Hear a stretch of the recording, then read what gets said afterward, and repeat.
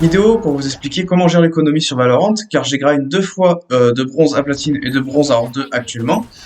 Euh, et en fait, je vois trop de joueurs en bailo qui savent pas gérer leur économie, qui sont souvent en écho pour rien. Même si je vais mettre une miniature qui va être assez explicative sur ce que je veux dire, plus je vous mets du gameplay en fond pour que ce soit plus ludique.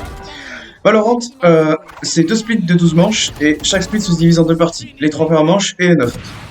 Les 3 premières manches, il faut la première manche acheter au max, c'est pas compliqué. Vous essayez de la gagner.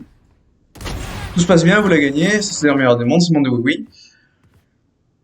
Deuxième manche, vous achetez un lourd, et vous achetez max de spell et un max d'armes. Car si vous gagnez la première manche, vous êtes censé gagner la deuxième dans ce jeu, c'est conçu comme ça.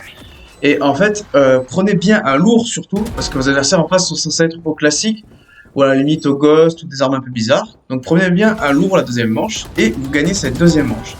Bon, petit aparté, en bailo, ça joue n'importe comment. Ce n'est pas rare que si vous gagnez la première, bah, vous perdez la deuxième, ça fait un partout. Je vous recommanderais juste que si ça arrive sur un partout de cette situation, la troisième manche, gardez juste 3300 crédits pour la quatrième manche du split. C'est tout ce que je vous recommanderais. Après, vous faites comme vous voulez.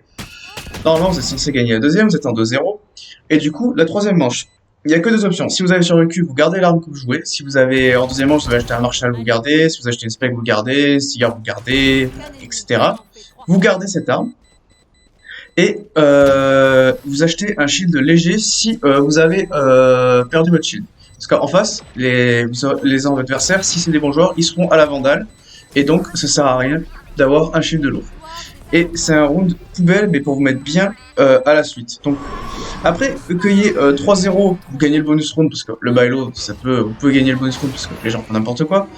Mais, admettons, c'est 2-1 ou 3-0, ça change rien. La deuxième phase, les 9 prochaines manches, ce sera la même façon de gérer. Du coup, quand vous perdez le premier round à 0-0, vous perdez le premier round, c'est simple, la deuxième manche, vous n'achetez rien. Vous n'achetez rien, ça sert à rien. Vous prenez vos classiques, vous n'achetez rien. Même pas de shield, rien, ça sert à rien. Et en fait, je sais pas comment expliquer, c'est une manche poubelle. Dans le meilleur des mondes, vous arrivez à tuer 2-3 adversaires. Si vous en tuez 3, c'est parfait. Comme ça, il y en aura au moins un en face qui aura pas une bonne arme, normalement, au troisième round. Mais le deuxième round, quand vous perdez 0-1, c'est poubelle. Vous perdez 0-1, vous êtes en 0-2 sur Valorant dans une bonne partie. Mais c'est pas grave. Comme ça, troisième round, vous achetez Vandal ou Fantôme si je joue Fantôme, mais je vais partir du principe. Vandal, léger, les spells que vous pouvez prendre si vous pouvez en prendre avec les crédits qui vous restent. Mais vous êtes au minimum Vandal et léger, la troisième round.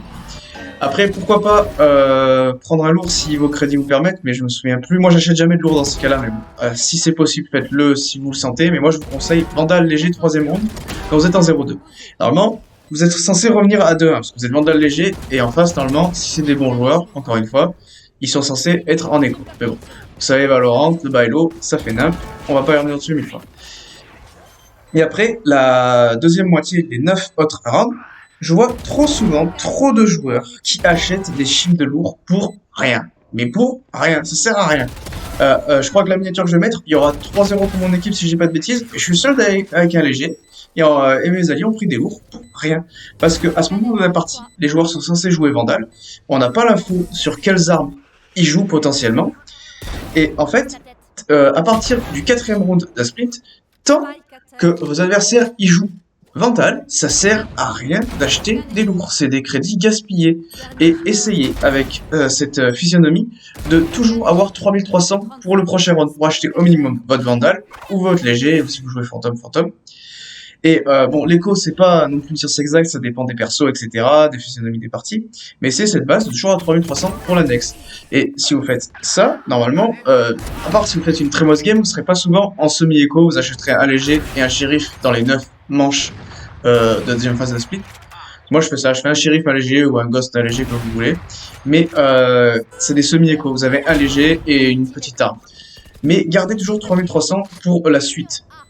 Et normalement, dans ces 9 manches du split, vous devez acheter un lourd uniquement si vos adversaires, vous avez remarqué qu'ils jouent Fantôme. Là, ça sert d'avoir un lourd, parce qu'en fait, la Vandale, dans le corps, 4 hits, ça vous tue, peu importe léger ou lourd. Et ça met des one-tap dans la tête, la Vandale. Donc, shield ou pas, c'est pareil. Et du coup, si vos adversaires ils jouent fantôme ou d'autres armes, là il y a une raison d'acheter un lourd. Si vous avez l'information qui joue autre chose que Vandal, et par exemple, si vos adversaires jouent proprement, ils jouent pas d'armes bizarres, vous regardez entre chaque manche, vous regardez l'écho des adversaires. Moi, je ne regarde même plus le score de la partie. Il faut pas regarder le score de la partie, ça sert à rien. L'information que vous devez prendre, c'est l'écho de vos adversaires. S'il y a des joueurs à moins de 3300 en face, là, il y a un intérêt à acheter un shield de lourd.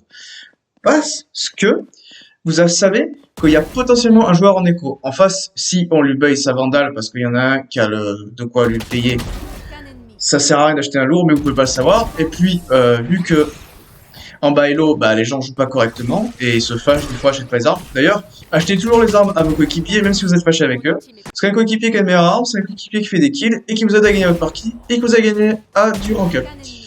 Enfin bref. Et donc, en fait, le shield de lourd sur les 9 autres manches, au début, ça sert à rien. Si vous êtes en 3-0 ou en 0-3 ou en 2-1, ça sert à rien d'acheter un lourd 4ème manche. Vous prenez l'information de ce que vos adversaires jouent. Si vos adversaires jouent fantôme ou des armes bizarres, là, il y a un intérêt de jouer lourd. Mais, et si vos adversaires sont en écho, s'il y a une écho chez l'adversaire, là, il y a un intérêt. Parce que trop souvent, même ça, trop souvent, j'ai remarqué, des fois quand je joue en groupe, je joue plutôt solo queue, mais des fois quand je joue en groupe, il y a des gens qui remarquent pas. Oh mais je crois qu'ils sont en écho. Ah ils sont en écho. Ben non, tu fais select entre chaque intermanche. Tu le sais tout de suite s'ils sont en écho. T'as pas besoin que la manche commence. Tu le sais s'ils sont en écho. Il y a juste à regarder. Le jeu Valorant donne beaucoup d'informations et l'économie est important. Et je vois trop de joueurs qui galèrent avec ça parce que déjà que le jeu est très exigeant mécaniquement. Au niveau du game sense, même si en bailo le game sense, voilà quoi. Et si vous mettez des balles dans le pied à pas gérer votre économie, à être 3 ou 4 manches d'un split en écho ou semi-écho parce que vous achetez des lourds alors que ça sert à rien, c'est vraiment vous pénaliser. Franchement, c'est pas utile.